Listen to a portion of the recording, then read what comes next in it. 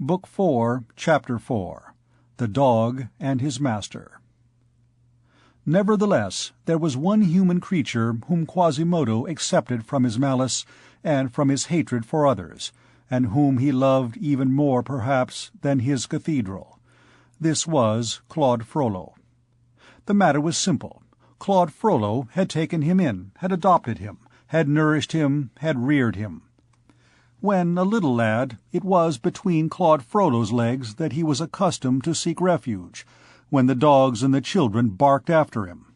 Claude Frollo had taught him to talk, to read, to write. Claude Frollo had finally made him the bell-ringer. Now, to give the big bell in marriage to Quasimodo was to give Juliet to Romeo. Hence Quasimodo's gratitude was profound, passionate, boundless. And although the visage of his adopted father was often clouded or severe, although his speech was habitually curt, harsh, imperious, that gratitude never wavered for a single moment. The Archdeacon had in Quasimodo the most submissive slave, the most docile lackey, the most vigilant of dogs.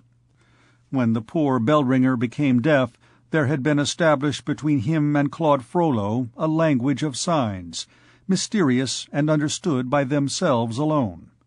In this manner the Archdeacon was the sole human being with whom Quasimodo had preserved communication. He was in sympathy with but two things in this world, Notre Dame and Claude Frollo.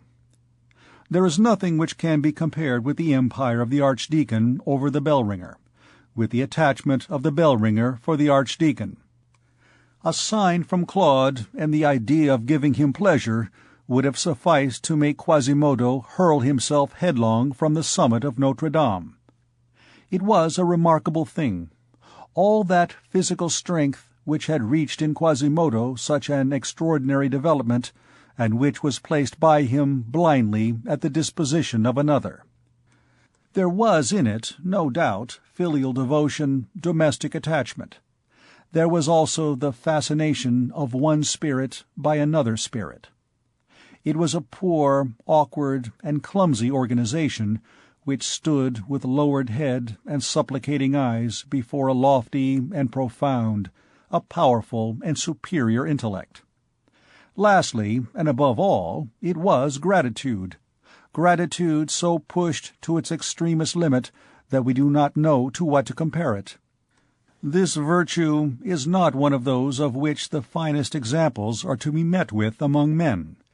We will say, then, that Quasimodo loved the Archdeacon as never a dog, never a horse, never an elephant loved his master.